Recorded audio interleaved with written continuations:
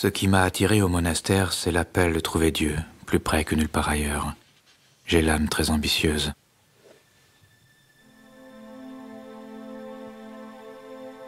Un jour, un visiteur l'interroge sur le sens de la vie monastique, dont le sot répond en relatant cette histoire de saint Benoît, le père des moines d'Occident. Après sa mésaventure auprès de moines indisciplinés qui voulurent l'empoisonner, le jeune Benoît retourna dans sa chère solitude de la grotte de Subiaco. Et là, seul, sous le regard de Dieu, il habita avec lui-même.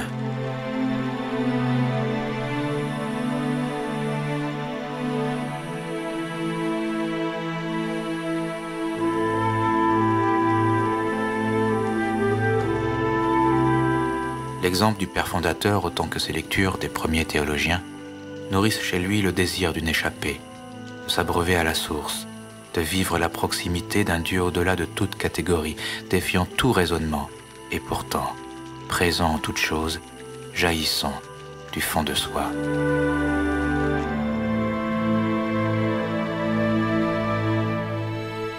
La vie monastique est essentiellement la vie au-dedans. N'empêche qu'il m'a fallu l'Inde et le contact avec les moines hindous pour arriver à comprendre cela.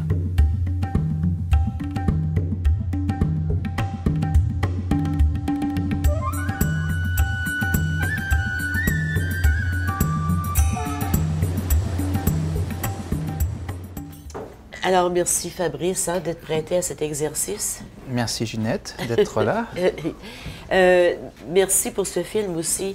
Au début du film, je ne sais pas si j'ai bien traduit ce que tu disais tout à l'heure, mais au début du film, tu nous dis que tu as voulu... C'est né d'un désir. Le film est né d'un désir de mettre en image un message spirituel. Mm-hmm. Oui, en fait, c'est... Enfin, pour moi, ce film, ça peut être comme une prière que tu dis. Pour moi, ce film, c'est déjà être dans un certain silence et d'utiliser ce médium qui est le cinéma, le film, pour cristalliser ce silence d'une certaine façon. Donc de prendre distance par rapport à lui, mais comme dans un symbole, permettre à l'image de renvoyer à ce silence. C'était un petit peu mon objectif dans ce film. Alors c'est peut-être un peu ambitieux, mais c'était ça mon objectif, sans fausse modestie, simplement c'était un élan, voilà. J'aurais pu le faire avec une poésie, j'aurais pu le faire avec... un autre médium, la peinture, mais... Mais pourquoi avoir choisi le cinéma alors que vraiment c'est un domaine dans lequel tu n'es pas un expert en cinéma, non. Bien que quand on regarde le film, on ne pourrait pas le savoir. Mais pourquoi avoir choisi? En fait, c'est une vieille passion, secrète, d'une certaine façon. J'ai été élevé, mes parents, mon père avait une caméra Super 8. Et quand j'étais gamin, quand on faisait du camping sur la plage, il filmait la famille. J'étais toujours en contact avec la caméra. Et cet objet me fascinait. Regarder à l'intérieur du cadre et d'inventer une histoire et de superposer à la réalité que tu vois, une réalité brute, de superposer une interprétation, de faire sens avec un cadrage. Ça a toujours été quelque part un rêve de pouvoir manifester ce genre d'exercice. Et je me suis dit, avant de rentrer en théologie, un jour j'aimerais mêler ou allier théologie et cinéma. Alors c'est fait. Alors c'est fait. Et c'est réussi. C'est réussi. J'aimerais qu'on se transporte à la fin du film. À la fin du film, Henri Le Sot dit que parce qu'il éprouve encore de la joie et de la paix, il n'est pas encore entré dans le Dieu vivant, dans le divin. Il lui reste un détachement encore, il lui reste du dépouillement à faire. C'est très fort. Il dit, quand je sens encore la paix, quand je sens encore la joie, le fait de le sentir, c'est que je n'ai pas encore atteint là où tu es. toi, Dieu. Donc il faut encore s'abandonner davantage, renoncer encore davantage pour laisser pleinement la place à cette présence. Donc c'est l'histoire d'un éveil, mais c'est l'histoire d'un éveil. Et un éveil, ça se fait à travers le renoncement, le dépouillement. Ça se fait à travers différentes choses. Disons que c'est une facette, le renoncement. L'autre facette du renoncement, c'est le désir. Le désir d'y arriver. Le désir, tout simplement. Même pas de celui d'y arriver, le désir. Le désir de Dieu. Oui. Et le désir de Dieu, eh bien, conduit souvent les grands mystiques de notre tradition à un certain renoncement. Oui. Mais ce n'est pas une activité masochiste, c'est une mort pour renaître. Ils sont conscients, comme le disait l'ermite dans le film, oui. L'hindou, que j'aime beaucoup, il disait il faut mourir pour connaître l'amour, oui. Il faut mourir pour connaître Dieu. Oui. Au fond, il ne parle pas de la mort physique, il parle de la volonté propre. Il parle de cet ego. Aujourd'hui, on dirait, dans un sens moderne, l'ego, mais enfin, c'est un terme que j'aime moins. L'ego? Oui, parce que bon, c'est vrai que c'est comme beaucoup d'autres mots un peu galvaudés. Oui. Ouais. Oui. C'est aussi la rencontre, l'histoire d'Henri Le Sceau, c'est la rencontre de deux façons, deux manières d'être, deux manières de voir, deux manières d'entrer en relation avec Dieu. Et on sait que dans la société actuelle, même depuis une quarantaine d'années, on voit beaucoup l'Occident qui se tourne vers l'Orient. On pratique ici le yoga, le bouddhisme. On a toutes sortes d'interprétations de ce que... Toutes sortes... On cherche quelque chose. Comment est-ce que la rencontre qui se fait ici dans la société et la rencontre d'Henri Le Sceau, c'est deux choses différentes? Oui, puis, enfin, c'est deux choses différentes, mais c'est très lié. Dans ce sens, Le Sceau est très prophétique. Tu parles de yoga, il y a une journée de yoga au Parlement tous les ans. Je n'ai pas vu ça en rapport avec le christianisme ou la prière chrétienne. Ça veut dire qu'on est empreint dans notre société de valeurs, d'idées qui nous viennent beaucoup de l'Orient. Et ce qui est dramatique, c'est que souvent les gens ne savent pas que dans leur propre tradition, qui est millénaire, chrétienne en l'occurrence, il y a aussi toute une richesse mystique, mais qu'on ne soupçonne pas ou qu'on ignore parfois. Et le Sceau nous permet de faire ce pont entre une grande tradition chrétienne et puis d'autres héritages religieux qui sont aussi très importants et qui nous marquent en Occident. Et beaucoup redécouvrent leur tradition par un détour vers le bouddhisme ou l'hindouisme grâce à Le Sceau.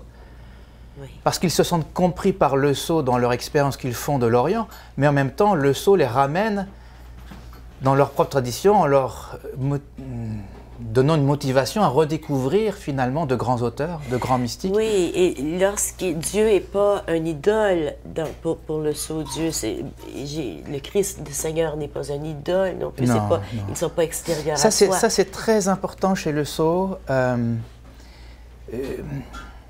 Les choses religieuses n'ont de sens que si elles trouvent écho dans votre propre cheminement, dans votre propre parcours, dans votre propre transformation en tant qu'être humain en relation avec le divin. Il faut que ces doctrines chrétiennes, et à l'origine c'était cela, je ne vais pas faire ici de théologie, mais enfin, les grandes doctrines, les grands dogmes chrétiens comme la Trinité étaient à l'origine vécus par les pères de l'Église comme des expériences de Dieu. Et c'est important de ressaisir ces symboles chrétiens qui parfois ne parlent plus, puis on le voit, on le constate dans nos sociétés, je parle de la société occidentale en particulier, mais ça ne veut pas dire qu'ils sont obsolètes. C'est qu'il faut le ressaisir en même temps que la lettre, l'esprit qui vient avec. Et c'est souvent des témoins qui, à travers les siècles, dans l'histoire du christianisme, ont permis cela. Oui. Des saints François, oui. Des Jean de la Croix, des Thérèse d'Avila, des gens qui nous ont permis de ressaisir l'esprit, génération après génération, à travers la lettre. Oui. Et Henri Le Sceau. Henri Le Sceau est un... Oui, lorsqu'il dit je suis venu pour te présenter aux Indiens, et je suis venu pour parler de toi, mais c'est toi qui m'as rencontré. Et alors ça, c'est très intéressant aussi, parce qu'il partait également comme missionnaire, Oui. le Sceau. À une époque où les missionnaires allaient évangéliser, Bien avant Vatican II. bien avant Vatican II. Oui. Donc il arrive là-bas en 48. Il fonde cet ashram en 50. Il n'est pas toujours bien compris de ses pairs, Non. bien sûr. Mais c'est là le jeu aussi de l'Esprit Saint. Oui. Qu'est-ce qu'il dit? Le jeu de l'Esprit Saint, ça veut dire que parfois on pense vouloir faire des choses et puis on nous ramène finalement à la volonté de Dieu. Et cette volonté n'est pas nécessairement celle qu'on avait choisie pour soi-même et pour Dieu lui-même, qui serait la nôtre. Mais il y a quand même un effort nécessaire, et c'est ce qu'il dit, un effort nécessaire. Il y a des dispositions nécessaires. Il y avait quand même, pour pouvoir entendre l'appel, le message, l'appel de l'Esprit Saint, il avait quand même commencé un travail sur lui, ne serait-ce que l'humilité. 20 ans dans un monastère. C'est ça, l'humilité. C'est le pas rien, renoncement. 20 ans dans un monastère. Oui. En Bretagne, le monastère que vous avez vu, Oui. à Kergonan, et un des moines que vous voyez dans le film qui s'est bien prêté au jeu, Oui. le père Gélineau, Oui. le Sceau était comme ça. Pendant 20 ans, c'est sûr que ça marque, c'est évident, et j'ai voulu en rendre compte dans le film. Et surtout, je n'ai pas voulu mettre en contraste l'Inde et le christianisme. Non, Ça, c'était important pour moi. Et de bien dire que ces 20 ans passés en Inde l'ont préparé justement au grand saut. les 20 ans passés au monastère, Oui. ont préparé Au grand saut. Mais ce gros saut aurait pu se faire n'importe où. Mais c'est ce qu'il dit au Oui. début, dès le début, le message qu'il écrit à sa sœur dans une lettre, c'est pas nécessaire de partir, c'est pas nécessaire de venir ici, ça se trouve partout. Tout à fait, tout à fait. Mais Alors, il dit, j'ai eu la tête dure d'un Breton, c'est pourquoi Dieu a pris les grands moyens, et puis il m'a emmené en Inde pour que je réalise cela, alors que j'aurais pu le réaliser dans mon propre monastère. Mais ce faisant, grâce à cette tête dure de Breton, il nous a ouvert une nouvelle avenue, et pour l'Église entière, puisqu'il est considéré aujourd'hui comme un des grands pionniers du dialogue interreligieux. C'est-à-dire être capable de dire, et ça c'est nouveau, que ma relation à l'autre croyant n'est pas une menace à ma foi, mais le lieu de son expression privilégiée. Ça, c'est nouveau, puisque dans l'histoire du christianisme, l'ennemi traditionnel a souvent été celui qui priait et qui pensait le sacré autrement. C'était le païen à l'extérieur, l'hérétique à l'intérieur. Et là, on arrive avec le Sceau à, finalement, une écoute de l'autre sans vouloir perdre ce que l'on est. À la fin, je mentionne dans le film qu'un de ses amis voulait qu'il quitte l'Église et qu'il garde sa foi en Christ. Le Sceau a dit non, je ne rentre pas dans cette démarche. oui. C'est souvent ce qu'on pense qu'on doit faire pour arriver. Mais comme tu disais, il y a tellement de... Toute religion offre un chemin vers son intériorité, finalement, parce que c'est à l'intérieur qu'on trouve les réponses. C'est toujours au sein de sa propre condition qu'on rencontre le divin, jamais dans ses idées. Oui. Dès lors qu'on pense le divin, on le fige. On peut le figer de façon belle et intelligente, mais ça reste une fixation. Mais on le fige. Et d'où l'importance de cette phrase à la fin avec laquelle on a commencé, quand il dit « Aussi longtemps que je ressens de la joie ou de la paix, je ne suis pas en toi. » C'est ça. Il dit « Il n'y a pas de place pour deux. Il n'y a pas de place pour lui ou pour moi. Et pour moi. L'un doit mourir. » Donc, Dieu est ou lui. Le sens de la montagne. Le sens de la montagne. Oui. Ouais. Ben, c'est tellement... On sait que dans la plupart des peuples autochtones, les peuples indigènes, la montagne représente une divinité, ou représente Dieu, ou représente quelque chose de sacré. Bien sûr, et c'est très biblique aussi. C'est très biblique. chrétien. Ben oui, on a la Moïse, figure de la montagne. Ben oui. Dans différents épisodes, Oui. autant dans l'Ancien que dans le Nouveau Testament. C'est un symbole universel.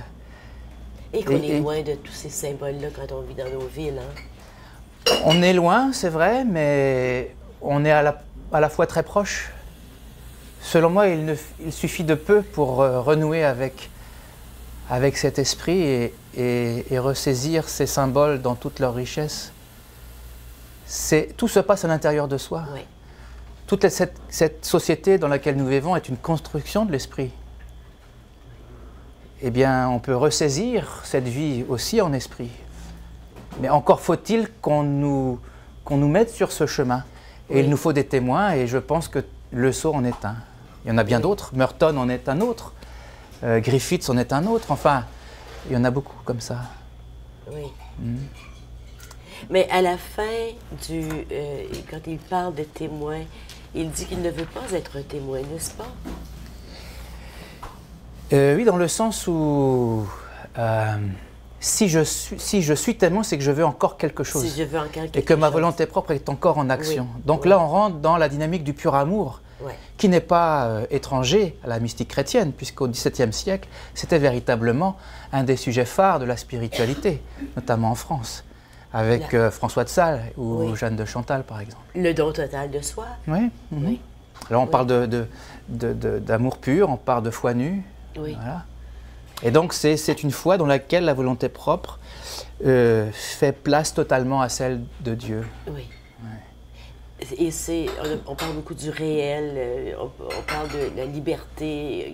Il y a une phrase qui me touche, et je paraphrase, mais quand il dit la personne libre, c'est celle qui s'est défait de tout. On ne peut pas être libre si on n'a pas tout donné. Oui, on peut le voir autrement aussi. La personne libre, c'est celle qui aime totalement. Qui aime, oui. Donc là, on ne met pas le détachement en avant, on met l'amour, on met le désir. Et c'est bien plus positif. Et c'est ça, je crois, une des grandes caractéristiques de la mystique chrétienne. Le bouddhiste va mettre l'accent différemment, il va peut-être mettre davantage l'accent sur le détachement, mais la mystique chrétienne va mettre l'accent sur l'amour, qui appelle une forme de détachement. Mais ce n'est pas ça qui va primer. C'est vrai. C'est vrai. Il y a aussi le réel qui revient souvent. Le réel étant la seule chose qui est vraie, qui est le Dieu vivant. Le réel, qu'est-ce que c'est le réel? Qu'est-ce que c'est le réel? Bon, ben voilà. Voilà la question. Et moi, je vous invite à la porter, cette question-là. Oui. Et puis, le jour où vous aurez la réponse, vous n'aurez plus la question. Ça sera le signe. C'est ça. Puis on dira, je vous invite à vous la poser, cette question-là, à la méditer. Est-ce qu'il y en a qui auraient des questions à poser à Fabrice? Pour arriver à l'éveil, est-ce qu'il faut absolument se retirer sur une montagne pour aller vivre dans une grotte? Ou est-ce qu'on peut œuvrer dans le monde puis être dans l'action, quand même arriver à l'éveil?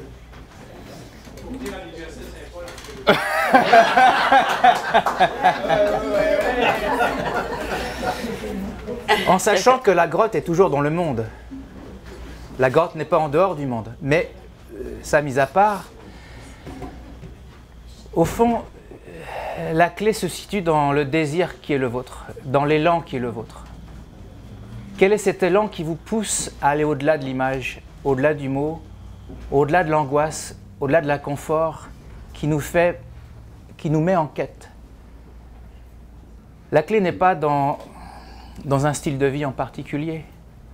Ce n'est pas de se retirer sur une montagne ou nécessairement aller dans une activité humanitaire. Il n'y a pas de recette. Par contre, il y a un élan en chacun. Il y a un élan qui nous pousse à. Et cet élan, si on l'écoute, bien sûr, il va se manifester d'une façon ou d'une autre.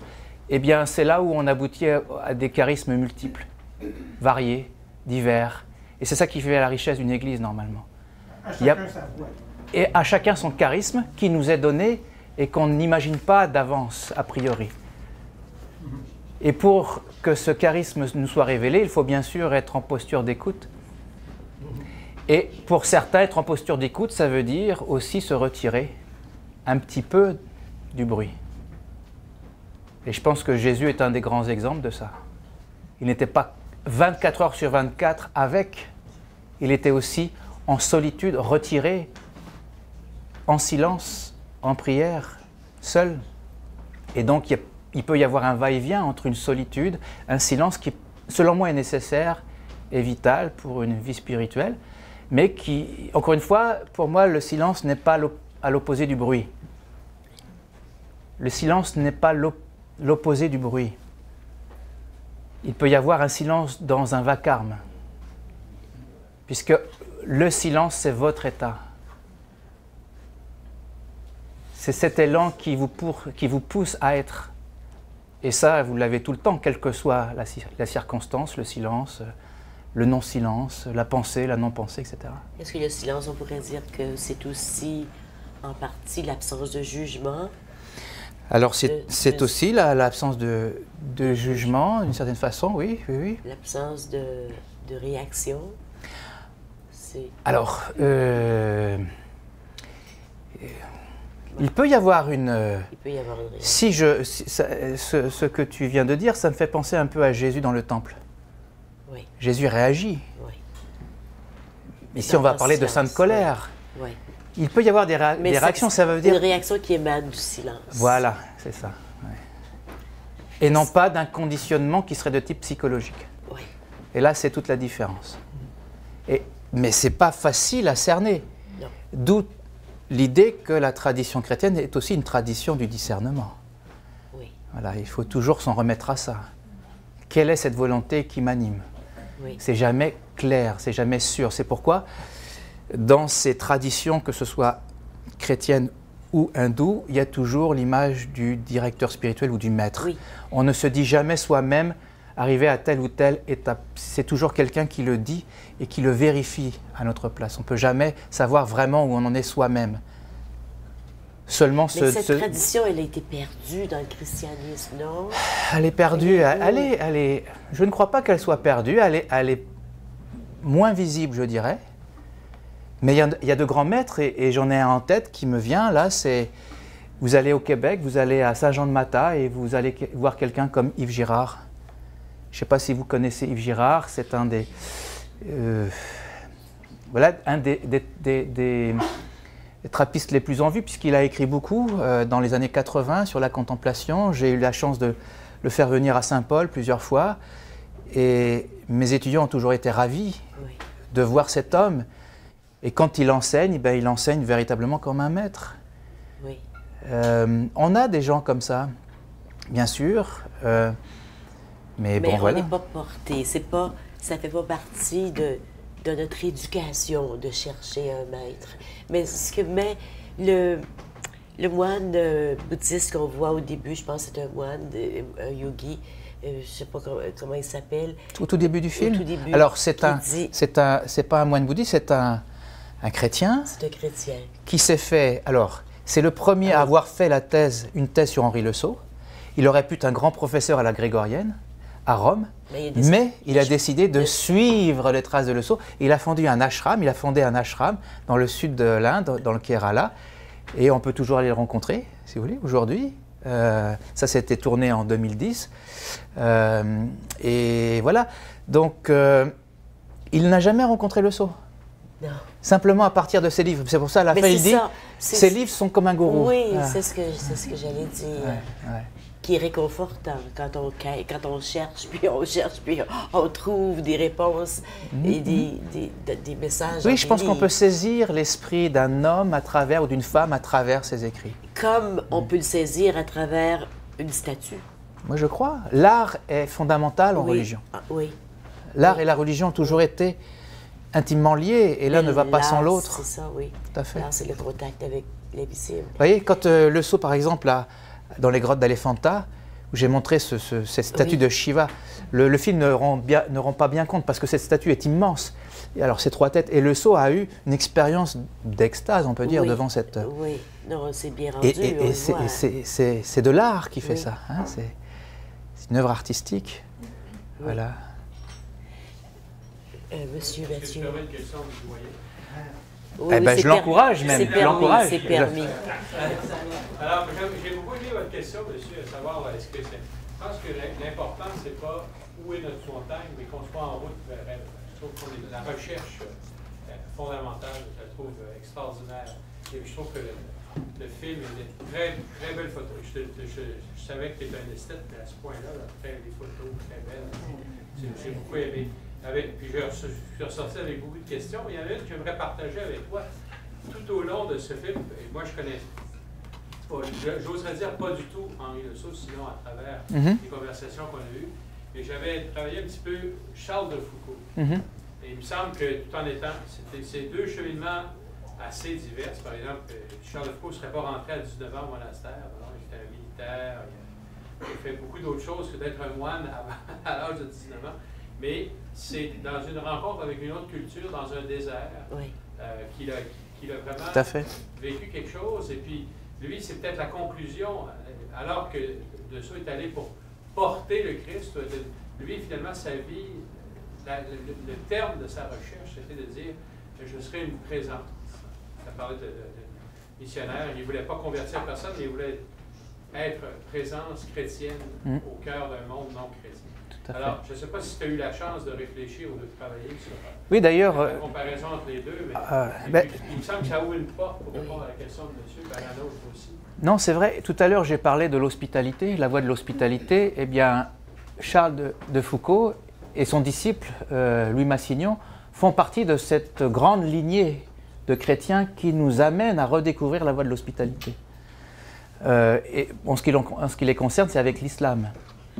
Et on peut citer aussi avec l'islam les moines de Tibérine, dont on a fait un très beau film, Xavier Beauvois, que vous connaissez, Des hommes et des dieux.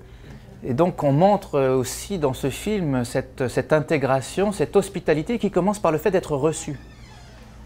L'hospitalité, selon ces pionniers, commence avec le fait d'être reçu. Je ne peux pas savoir ce que veut dire recevoir si je n'ai pas été moi-même reçu un jour. Et c'est ce que Le Sceau, Charles de Foucault en fait à la suite de Jésus. Oui. Jésus est quelqu'un qui a été reçu, qui s'est fait recevoir, et c'est bien plus difficile d'être reçu que de recevoir, parce que quand on reçoit, on est toujours en contrôle, quelque part. Et voilà. Et donc pour Le Sceau, c'était important d'être une présence qui incarne cet esprit, ce Dieu vivant. Et il disait, il faut dans le christianisme des Ramana chrétiens. Il faut plus de Ramana chrétiens. Ramana Maharshi, cet homme ils n'ont pas eu de conversation. Il n'y a pas eu de mots qui se sont échangés entre Le Sceau et Ramana. Simplement, la présence du maître a touché le cœur de Le Sceau, et là, un abîme s'est ouvert, et il n'a pas pu résister. Il ne devait que se laisser engouffrer dans cet abîme. Eh bien, c'est ce qu'il voulait, devenir un Ramana chrétien. Je pense qu'il l'est devenu, puisqu'on en parle encore aujourd'hui, et c'est que le début, à mon avis. C'est quelqu'un qui tend de plus en plus à être connu. Là, en juin, je vais faire une petite tournée en France, une tournée qui a été organisée par, justement, une association, entre autres, qui s'inspire d'Henri Le Sceau et qui organise des groupes de prière parmi les chrétiens et de méditation à travers la France. Aujourd'hui, il y a 5 groupes qui ont été créés, et cette association a pris en main le film et permet à ce qu'il soit connu. Au fond, à ce que Le Sceau soit encore plus connu et nous, puisse nourrir notre questionnement et peut-être ressaisir cette voie vers l'intériorité. Si on veut connaître Le Sceau, si on peut regarder le film, mais si on veut poursuivre notre méditation, notre exploration de ce qu'il a dit, ce qu'il nous a laissé, bien sûr, il y a des écrits. Il y a aussi Marie-Madeleine Davy. Ah oui, alors ça, c'est le livre que je conseille véritablement pour s'initier à Henri Le Sceau. Moi-même, je l'ai connu comme ça. C'est un ami qui, quand je suis arrivé au Québec, à Montréal, en 1989, m'a remis ce livre en cadeau, et c'est là que j'ai découvert et appris à connaître Henri Le Sceau. C'est le livre de Marie-Madeleine Davy qui s'appelle « Le passeur entre deux rives ». C'est un petit bijou, véritablement. Oui. Et alors ensuite, il faut lire son journal intime, qui n'était pas destiné à être publié, mais qui est disponible. Et dans ce journal, eh bien, Le Sceau nous dévoile son humanité.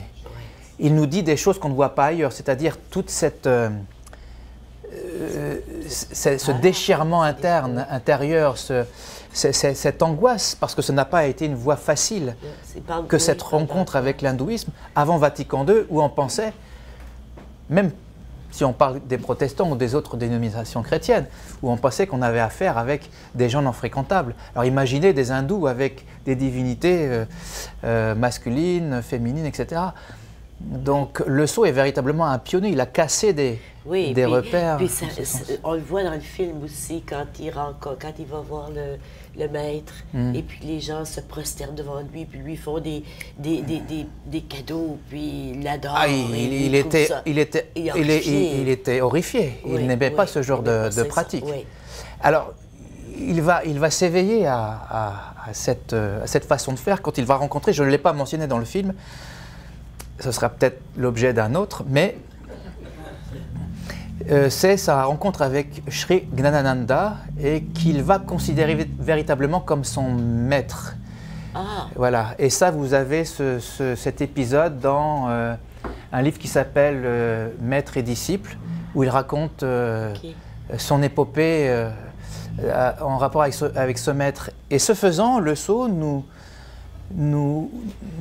permet de renouer avec cette relation maître-disciple qu'on avait dans le christianisme de façon très, très dense. Et il se reporte, le sceau, aux origines, notamment au Père du désert, puisque le monachisme chrétien est né dans les déserts d'Égypte, avec des ermites, mais ces gens qui étaient isolés n'étaient pas hors monde, ils étaient toujours liés à un maître, c'est-à-dire le novice, quand il arrivait dans le désert, était toujours lié à un abba, on appelait ça un abba, et allait régulièrement le voir pour lui faire état de ses expériences dans son combat avec les démons. C'est comme ça qu'on parlait à l'époque. Donc le sceau redécouvre finalement des traits très importants de notre tradition à travers une autre tradition. L'autre tradition, qui est l'hindouisme ici, est comme un miroir, je crois, qui lui permet de ressaisir des choses qui avaient peut-être été négligées dans sa propre tradition. Ça fait partie des choses essentielles. Moi, je crois.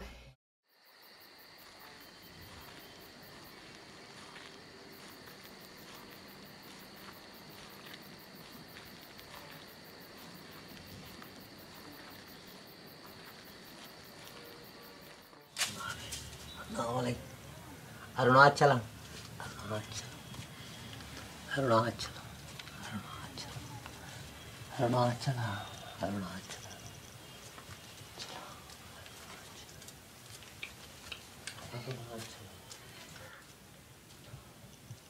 C'en est fini du cœur qui ne fût-ce qu'un instant s'est arrêté à écouter le susurrement d'Arunachala. Déjà la montagne en a fait sa proie, et inexorablement, jusqu'au bout, elle en jouera.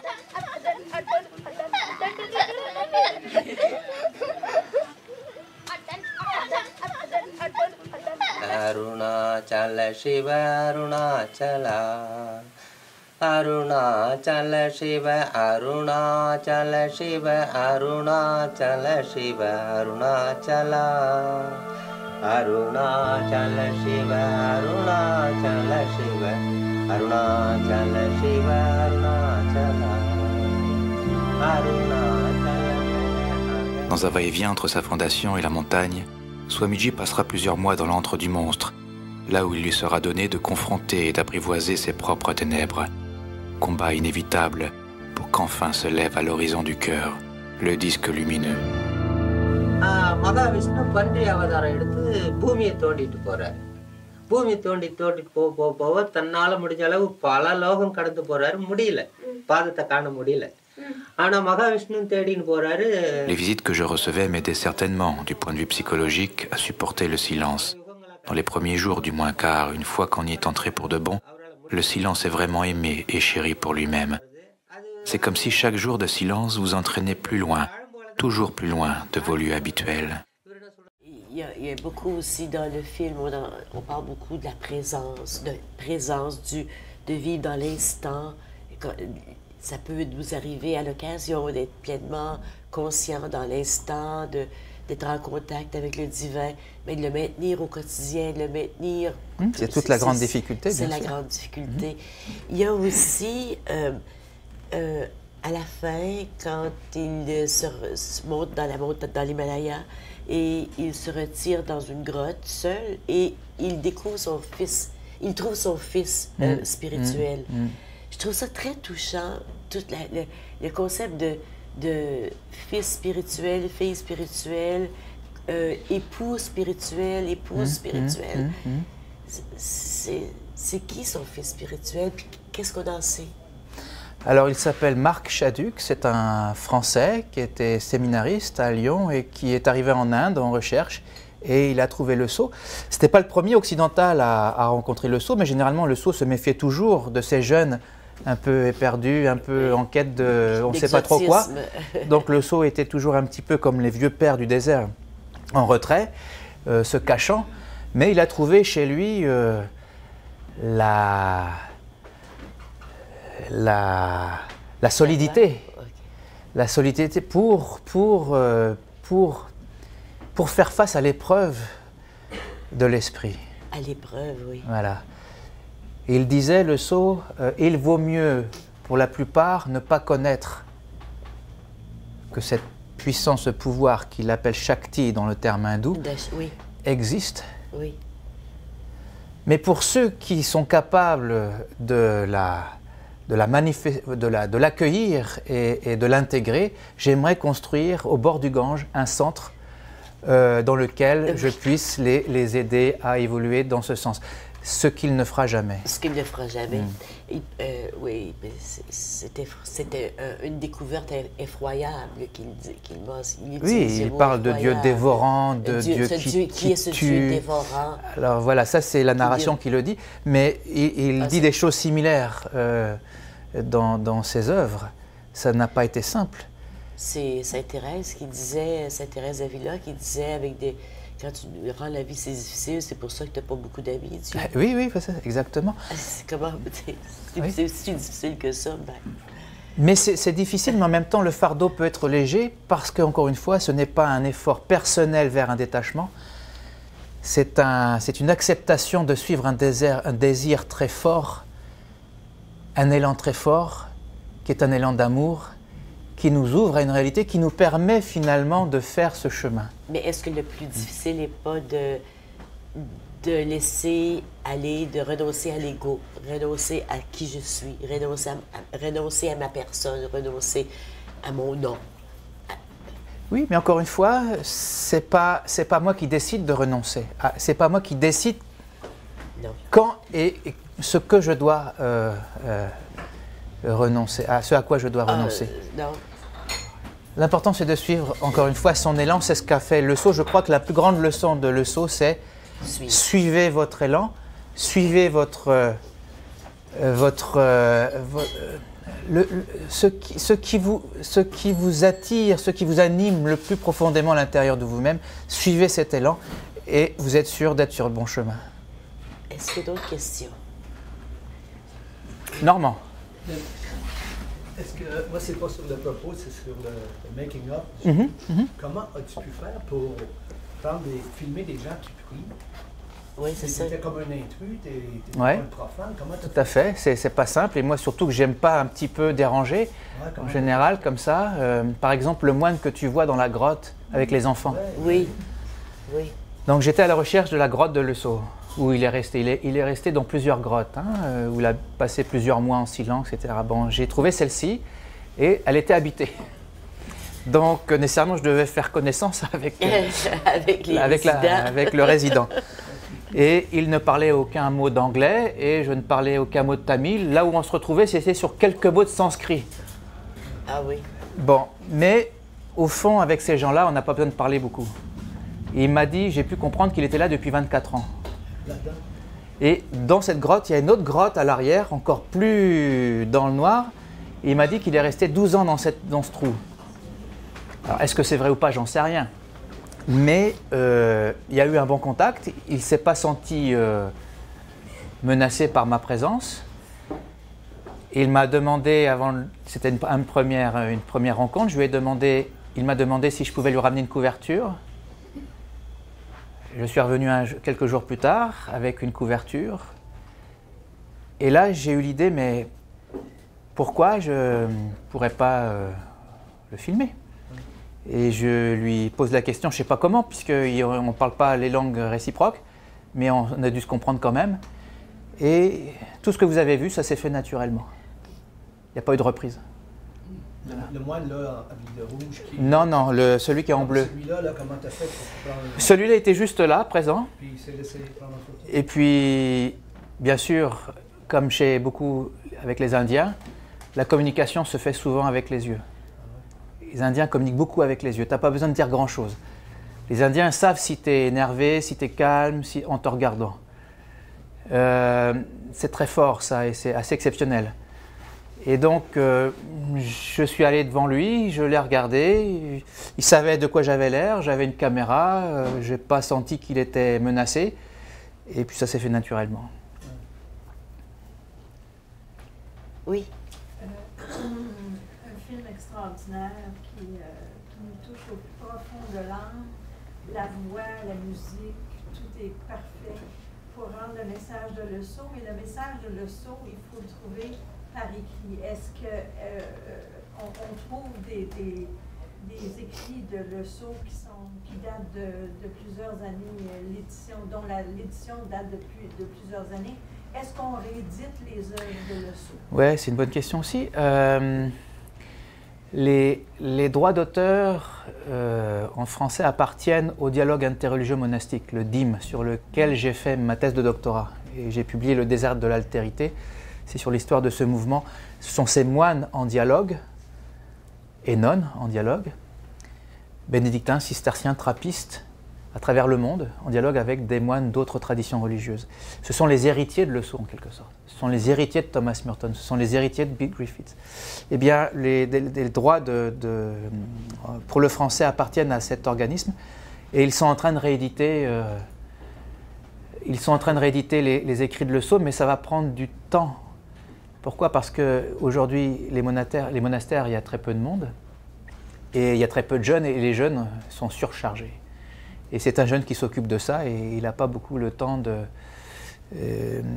pour faire en sorte que les choses aillent rapidement. Mais il y a un livre qui a été publié qui regroupe 2 livres de Le Sceau, son expérience justement sur la montagne et son expérience de disciple auprès de Sri Gnanananda. Ouais. Puis il y a celui de Marie-Madeleine. Mais ça, c'est un ouais, mais ça, c'est pas ouais. moi, je suis d'accord avec vous, c'est pas ses écrits à lui, mais quand même. Alors, Joanne? Penses-tu, Fabrice, que l'Occident doit passer par l'Orient pour retrouver ses racines millénaires? Ben, une chose qui est sûre, c'est que toutes les grandes religions sont orientales à l'origine, le christianisme y compris.